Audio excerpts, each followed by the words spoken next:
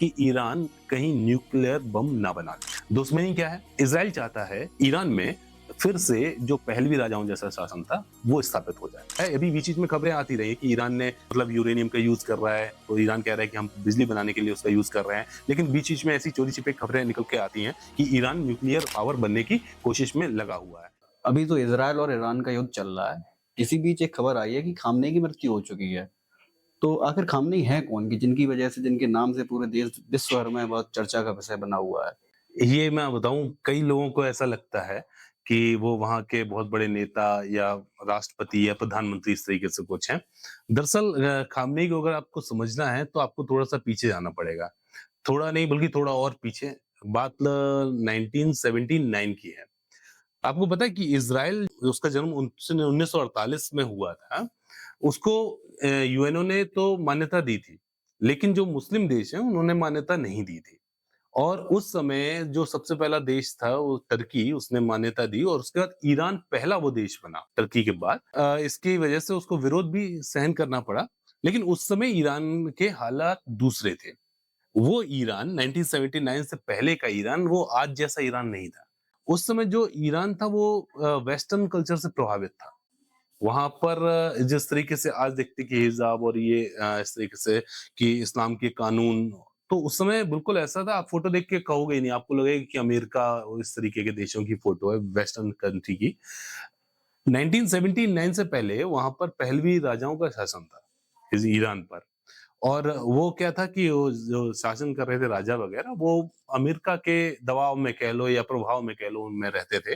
तो उस समय इजराइल को मान्यता इसीलिए दी ईरान ने क्योंकि वो अमेरिका के दबाव में थे और अमेरिका ने मदद की थी इसको राष्ट्र बनवाने में। अंग्रेजों की जो पॉलिसी रही है शुरू से कि जैसे इंडिया को छोड़ के गए तो इंडिया पाकिस्तान बना के चले गए, वैसे ही इजराइल जब फिलिस्तीन को छोड़ के गए तो उन्होंने दो टुकड़े कर दिए। यहाँ एक चीज और बताऊं आपको कि इजराइल जो है वो यहूदियों का देश है और बाकी जो आसपास जो भी कंट्री है वो सब इस्लामिक कंट्री है। तो हम लौटते हैं पीछे। खामनेई जो आपने पूछा था कि कौन है ये, 1979 में एक इस्लामिक क्रांति होती है और लोग ये चाहते हैं कि इन पहलवी राजाओं का शासन हटे और कोई ऐसा इस्लामिक रूल यहाँ पर स्थापित हो। आयतुल्लाह खुमैनी साहब थे, आयतुल्लाह रोहिल्ला खुमैनी। उन्होंने एक इस्लामिक क्रांति का नेतृत्व किया और फिर हुआ क्या कि पहलवी राजाओं के जो परिवार है उनको दूसरे देश में भागना पड़ा, उसे छोड़ना पड़ा। तो वहां पर जो एक नियम बनाया गया, जो बेस बनाया गया कि एक तो सरकार रहेगी, सरकार के मंत्री वगैरह वो सब रहेंगे। सरकार के अलावा भी एक कोई ऐसा सुप्रीम लीडर होगा। सुप्रीम लीडर मतलब सरकार से भी ऊपर एक कोई ऐसा सुप्रीम लीडर होगा जो कोई विद्वान व्यक्ति हो, इस्लामिक स्कॉलर हो इस तरीके से। तो उसकी देखरेख में सरकार चलेगी, पूरा ईरान चलेगा। तो 1979 में खुमैनी साहब को वहां का सुप्रीम लीडर घोषित किया गया क्योंकि उन्होंने नेतृत्व किया था। तो वो वहां पर सुप्रीम लीडर की तरह से 10 साल रहे। उनके ये खास थे आयतुल्लाह खामेनी साहब। आयतुल्लाह खामेनी उनके काफी खास थे। तो 1979 के बाद 1989 तक 10 साल वो रहे थे और 89 के बाद से अब तक खामेनी साहब ही वहां के सुप्रीम लीडर हैं। क्योंकि वो सुप्रीम लीडर हैं और ईरान है शियाओं का देश। सुन्नी और शिया आप लोग जानते होंगे। तो शियाओं का देश है और वहां पर सबसे मेजोरिटी में शिया है और शियाओं के सबसे बड़े लीडर खैमेनी साहब को माना जाता है। आप देख रहे होंगे इंडिया में भी कई जगह मतलब मातम पसरा हुआ है, लोगों में लोग शोक मना रहे हैं इस बात को लेकर। तो ये हैं खैमेनी साहब। आखिर ये इजराइल की दुश्मनी क्या है ईरान से? इसराइल, जैसा मैंने आपको बताया कि 1948 में इसराइल आजाद हुआ। यहूदियों का एक अलग देश उसको दिया गया। एक होता है ना कि offence is the best defence, मतलब आप आक्रमण ही बचाव है आपका।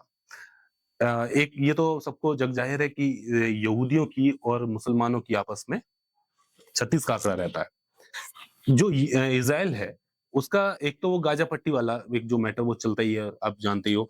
इसके अलावा जो भी उसके पड़ोसी देश हैं, इज़राइल की पॉपुलेशन मतलब आज ये देखो कि इतने बड़े इस्लामिक कंट्री कई सारी हैं, 56-57 शायद इस्लामिक कंट्री हैं, मुसलमानों की आबादी सबसे ज़्यादा है ईसाइयों के बाद। और वो छोटा-सा इज़राइल, यहूदियों का देश, वो पूरे मतलब पूरे विश्व को उसने हिला रखा है। पूरे इस्लामिक कंट्रियों से उसने दुश्मनी मोल रही ले रखी है। इज़राइल की पॉपुलेशन केवल 90-95 लाख है। 1 करोड़ भी नहीं है। सोचो आप। और उसकी जो सेना है, जैसे ईरान की पॉपुलेशन तो शायद 9 करोड़ के करीब है ना? और इज़राइल की जो सेना है वो भी बहुत कम है, मतलब 2 लाख से कम की सेना है। लेकिन इज़राइल ये बात जानता है कि उसके पड़ोसी कौन हैं, ठीक है? और उसे ये भी पता था कि आबादी कम है तो सेना के दम पर तो वो मतलब नहीं कर सकता है। उसने अपने एयर डिफेंस सिस्टम को, अपनी तकनीकी को, अपनी जो उसकी एजेंसी है मोसाद, है ना? उनको मजबूत बनाया। और केवल तकनीक के दम पर अपनी मतलब जो कौशल उसका कह सकते हैं, उसके दम पर पूरे विश्व को और पूरी दुनिया को उसने हिला रखा है। दुश्मनी क्या है? इज़राइल चाहता है कि ईरान में फिर से जो पहलवी राजाओं जैसा शासन था, वो स्थापित हो जाए। और अभी भी आपको बताऊँ कि पहलवी राजाओं के जो समर्थक थे, वो तो चले गए 1979 के बाद। जो समर्थक थे वो अभी भी ईरान में मौजूद हैं और वो खुलकर तो नहीं कर सकते, लेकिन वो दबकर, छिपकर मोसाद का, इज़राइल का सपोर्ट करते हैं और इसी वजह से कई ऐसी घटनाएँ आती हैं कि मोसाद वालों ने वहाँ पर फैक्ट्री खोल रही, ड्रोन की फैक्ट्री खोल ली, शामिल हो गए, कहीं रह रहे हैं, तो वो मोसाद वाले वहाँ पे रहते हैं। तो एक तो इज़राइल ये चाहता है। दूसरा सबसे बड़ा जो मामला है कि दुश्मनी क्या है, वो ये है, लड़ाई पूरी इस बात की है कि ईरान कहीं न्यूक्लियर बम ना बना ले, परमाणु शक्ति ना बन जाए। क्योंकि अगर परमाणु शक्ति बन गया, अभी इज़राइल सारी इस्लामिक कंट्रियों से घिरा हुआ है, फिर भी हर कोई उस पर हमला करने से डरता है। क्यों? क्योंकि उसके पास न्यूक्लियर पावर है। तो वो एक तरीके से अपनी दादागिरी कह लो, दहशत कह लो, चाहे ये कह लो, प्रभाव अपना जमा सकता है। तो अभी उस पर कोई भी आक्रमण करने से डरता है। क्यों? क्योंकि वो न्यूक्लियर पावर है। वो बम का इस्तेमाल कर सकता है। इसीलिए वो चाहता है, अभी बीच-बीच में खबरें आती रही कि ईरान ने मतलब यूरेनियम का यूज़ कर रहा है, तो ईरान कह रहा है कि हम बिजली बनाने के लिए उसका यूज़ कर रहे हैं। लेकिन बीच-बीच में ऐसी चोरी-छिपे खबरें निकल के आती हैं कि ईरान न्यूक्लियर पावर बनने की कोशिश में लगा हुआ है। तो अगर बस यही बात है कि इज़राइल चाहता है कि ये न्यूक्लियर बम ना बना सके, अमेरिका भी यही चाहता है कि ये न्यूक्लियर बम ना बना सकें, तो केवल लड़ाई इसकी है कि न्यूक्लियर डिटोनेशन ना हो सके। अभी आपने ज़िक्र किया एक शब्द का न्यूक्लियर डिटरेशन का, आखिर ये है क्या? न्यूक्लियर डिटोनेशन का मतलब है दुनिया में कई देश हैं जो परमाणु शक्तिशाली हैं। असली खतरा तब है, कई ऐसे देशों में लड़ाई होती रहती है, छिटपुट घटनाएँ होती रहती हैं, है ना? लेकिन दिक्कत तब आएगी, हर किसी को इस बात का डर है कि कहीं 2 परमाणु शक्ति संपन्न देश आपस में ना लड़ जाएँ। दोनों के पास जब न्यूक्लियर पावर रहेगी, तो कहीं ऐसा ना हो कि बात बढ़ते-बढ़ते इतनी बढ़ जाए कि आपस में एक-दूसरे पे परमाणु अटैक कर दें। आपने मतलब सब जानते हैं, पूरी दुनिया जानती है कि जो नागासाकी, हिरोशिमा में जो परमाणु हमला हुआ, तो उसके दुष्प्रभाव आज तक देखने को मिलते हैं। और उस समय के बम, वो इतने मतलब वो नहीं थे, पावरफुल नहीं थे, जितने आजकल के बम हैं। शायद कहते हैं कि सैकड़ों गुना, हज़ारों गुना आजकल के जो बम हैं, वो पावरफुल हैं। तो इस बात का खतरा पूरी दुनिया को ही है कि कहीं ऐसा ना हो कि कभी भी कि न्यूक्लियर पावर संपन्न 2 देश आपस में लड़ जाएँ। और फिर होता ये भी है कि जब इस तरीके के 2 देश आपस में लड़ेंगे तो शायद फिर और देशों को लड़ना पड़े। जैसे कहीं किसी का साथ देने अमेरिका अमेरिका आ जाता है, तो अमेरिका का फिर दुश्मन है रूस, वो भी आ जाता है। तो ऐसे करके जब बड़ी-बड़ी शक्तियाँ अगर आपस में लड़ने को बैठ गईं और कहीं परमाणु युद्ध शुरू हो गया, एक चलाएगा तो दूसरा शांत तो बैठेगा नहीं। तो अगर कहीं परमाणु युद्ध शुरू हो गया, तो आप ये समझिए दुनिया से जीवन समाप्त हो जाएगा। तो इसीलिए लोग सभी डरते हैं इस बात को लेकर। अच्छा, एक मज़ाक की बात और बताऊँ इसमें? हर किसी पे, इराक पे हमला इसी बात को लेके हुआ, है ना? कि ये कुछ ऐसे हथियार छुपा रखे हैं। अलग-अलग देशों पे ईरान की तरह ही ये आरोप लगा के कि ये न्यूक्लियर पावर ना बन जाए, न्यूक्लियर पावर ना बन जाए। अमेरिका इंडिया पे भी लगाया था उसने कि अटल बिहारी वाजपेयी जी जब उन्होंने परमाणु परीक्षण किया था, तो पोखरण में, तो भी उसने वो कहते हैं ना कि हम वो लगा देंगे, व्यापार पे रोक लगा देंगे इस तरीके का। लेकिन मज़ेदार बात ये है कि जो लोग ये बात कहते हैं कि न्यूक्लियर पावर ना बने, किसी को धमकाते हैं कि न्यूक्लियर पावर ना बनो, न्यूक्लियर बम मत बनाओ, वो सब के सब न्यूक्लियर पावर खुद उनके पास है।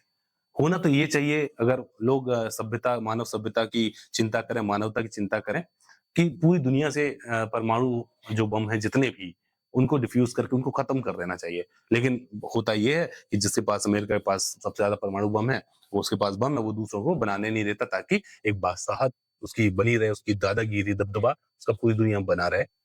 ये चल रहा है। आपने चलिए ये तो बता दिया कि इज़राइल और ईरान में युद्ध क्यों चल रहा है। तो बीच में ये अमेरिका कहाँ से आ गया? अमेरिका क्या मतलब करना चाहता है? अमेरिका के तो देखो अलग-अलग जगह अलग-अलग हित हैं। अमेरिका हर जगह कहते हैं ना टाँग अड़ाने वाली बात।